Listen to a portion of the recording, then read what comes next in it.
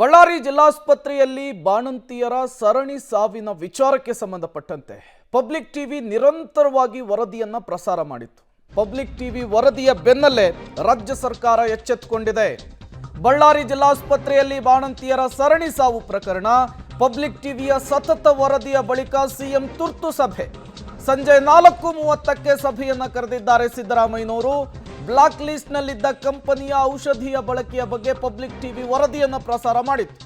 Public TV ವರದಿಯ ಬೆನ್ನಲ್ಲೇ ತುರ್ತು ಸಭೆಯನ್ನ ಸಿಎಂ ಸಿದ್ದರಾಮಯ್ಯನವರು ಕರೆದಿದ್ದಾರೆ. ಸಭೆಗೆ ಡಿಸಿ, ವಿಮ್ಸ್ ನಿರ್ದೇಶಕ, ಡಿಎಚ್ಒಗೂ ಕೂಡ ಬುಲಾವ್ ಹೋಗಿದೆ. ವರದಿ ಸಮೇತ ಬೆಂಗಳೂರಿಗೆ ಹೊರಟಿದ್ದಾರೆ ಅಧಿಕಾರಿಗಳು ಅನ್ನುವಂತಹ ಮಾಹಿತಿ ಸಿಗ್ತಾ ಇದೆ. ಈ ಮೂಲಕ ಸರ್ಕಾರದ ಕಣ್ತರಿಸುವಂತಹ ಕೆಲಸವನ್ನ ನಿಮ್ಮ ಪಬ್ಲಿಕ್ ಟಿವಿ ಮಾಡಿರುವಂಥದ್ದು. ಸತತವಾಗಿ ಬಳ್ಳಾರಿ ಜಿಲ್ಲಾಸ್ಪತ್ರೆಯ ಬಾಣಂತಿಯರ ಸರಣಿ ಸಾವಿನ ಬಗ್ಗೆ ವರದಿಯನ್ನು ಪ್ರಸಾರ ಮಾಡಿತ್ತು.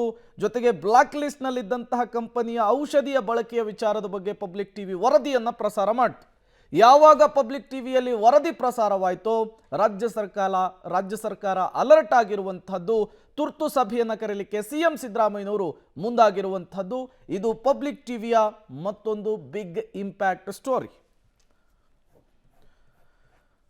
ಮತ್ತಷ್ಟು ಡೀಟೇಲ್ಸ್ ಅನ್ನು ಕೊಡ್ತಾರೆ ನಮ್ಮ ಪ್ರತಿನಿಧಿ ಅಮರೇಶ್, ನೇರ ಸಂಪರ್ಕದಲ್ಲಿ ಜಾಯಿನ್ ಆಗಿದ್ದಾರೆ. ಅಮರೇಶ್, ಬಾಣಂತಿಯರ ಸರಣಿ ಸಾವಿನ ಬಗ್ಗೆ ನಿರಂತರವಾಗಿ ಪಬ್ಲಿಕ್ ಟಿವಿ ವರದಿಯನ್ನು ಪ್ರಸಾರ ಮಾಡಿತ್ತು.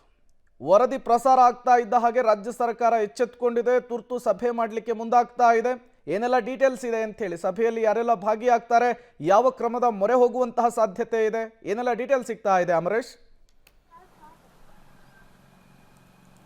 ಪ್ರೇಮ್ ಕುಮಾರ್, ಬಳ್ಳಾರಿ ಜಿಲ್ಲಾಸ್ಪತ್ರೆಯಲ್ಲಿ ಚಿಕಿತ್ಸೆ ಅಂದರೆ ಸರ್ಜರಿ ಆದ ಬಳಿಕ ಏನು 4 ಬಾಣಂತಿಯರು ಮೃತಪಟ್ಟಿದ್ರು. ಇಡೀ ಘಟನೆಗೆ ಅಲ್ಲಿರ್ತಕ್ಕಂಥ IV ಗ್ಲುಕೋಸ್ ಹಾಕಿದ್ರು. ಅದಾದ್ಮೇಲೆ ಅದು ರಿಯಾಕ್ಷನ್ ಆಗಿನೇ ಬಾಣಂತಿಯರು ಮೃತಪಟ್ಟಿದ್ದಾರೆ ಅನ್ನುವಂಥ ನಿಟ್ಟಿನಲ್ಲಿ ಇದೇ 16ನೇ ತಾರೀಕಿಗೆ ಪಬ್ಲಿಕ್ ಟಿವಿಯಲ್ಲಿ ವಿಸ್ತೃತವಾಗಿರ್ತಕ್ಕಂಥ ವರದಿಯನ್ನು ಪ್ರಸಾರ ಮಾಡಲಾಗಿತ್ತು. ಅದಾದ್ಮೇಲೆ ಸರ್ಕಾರದಿಂದಲೂ ಕೂಡ ಎಲ್ಲ DHOಗಳಿಗೆ ಒಂದು ಪತ್ರ ವ್ಯವಹಾರವನ್ನು ಮಾಡೋದ್ರ ಮೂಲಕ ಬಾಂಗ್ಲಾ ಮೂಲದ ಕಂಪನಿಯ IV ಗ್ಲುಕೋಸ್ ಏನಿದೆ ಅದನ್ನ ಎಲ್ಲಿಯೂ ಕೂಡ ಬಳಕೆ ಮಾಡಬಾರ್ದು, ಒಂದ್ ವೇಳೆ ಅದೇನಾದ್ರೂ ಇದ್ರೆ ಅದನ್ನ ಸದ್ಯಕ್ಕೆ ನಿಲ್ಲಿಸಬೇಕು ಅನ್ನುವಂತ ಒಂದು ಸುತ್ತೋಲೆಯನ್ನು ಕೂಡ ಹೊರಡಿಸೋದ್ರ ಮೂಲಕ ಒಂದು ಪತ್ರ ವ್ಯವಹಾರವನ್ನು ಕೂಡ ಮಾಡಿದ್ರು. ಇದೆಲ್ಲದೂ ಕೂಡ ಪಬ್ಲಿಕ್ ಟಿವಿ ವರದಿಯ ಬಿಗ್ ಇಂಪ್ಯಾಕ್ಟ್ ಆಗಿತ್ತು. ಮತ್ತೆ ಇದೀಗ ಮೇಲಿಂದ ಮೇಲೆ ಸರ್ಕಾರವು ಕೂಡ ಸಾಕಷ್ಟು ನಿರ್ಲಕ್ಷ್ಯ ಮಾಡ್ತಾ ಇದೆ ಅನ್ನುವಂಥ ರೀತಿಯಲ್ಲಿ ಸುದ್ದಿಯನ್ನು ಕೂಡ ಪ್ರಸಾರ ಮಾಡಿತ್ತು. ಅದಾದ್ಮೇಲೆ ಇದೀಗ ಸರ್ಕಾರ ಎಚ್ಚೆತ್ತುಕೊಂಡಿದೆ. ಮುಖ್ಯಮಂತ್ರಿ ಸಿದ್ದರಾಮಯ್ಯನವರು ಇವತ್ತು ಬಳ್ಳಾರಿ ಜಿಲ್ಲೆಯ DHO, ಆಮೇಲೆ ಡಿಸ್ಟ್ರಿಕ್ಟ್ ಸರ್ಜನ್ ಮತ್ತು ಬಳ್ಳಾರಿ ಬಿಮ್ಸ್ನ ಡೈರೆಕ್ಟರ್ ಮತ್ತು ಅಂದ್ರೆ ಜಿಲ್ಲಾ ಉಸ್ತುವಾರಿ ಸಚಿವರು, ಅದ್ರ ಜೊತೆಗೆ ಜಿಲ್ಲಾಧಿಕಾರಿಗಳ ನೇತೃತ್ವದಲ್ಲಿ ಒಂದು ಸಭೆಯನ್ನು ಮಾಡಲಿಕ್ಕೆ ಇದ್ರೆ ಅದರಲ್ಲಿ ಆರೋಗ್ಯ ಸಚಿವರು ಕೂಡ ಇರ್ತಾರೆ.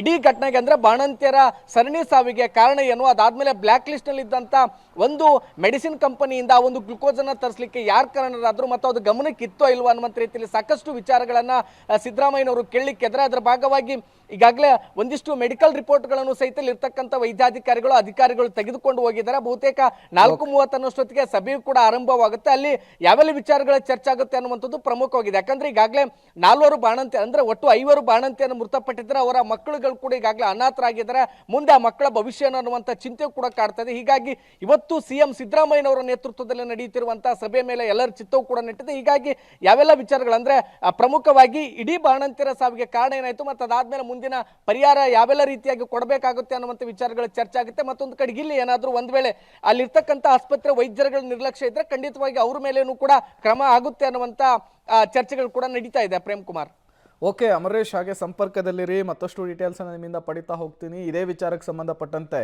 ಮತ್ತಷ್ಟು ಅಪ್ಡೇಟ್ಸ್ ಕೂಡ ಲಭ್ಯವಾಗ್ತಾ ಇರುವಂಥದ್ದು.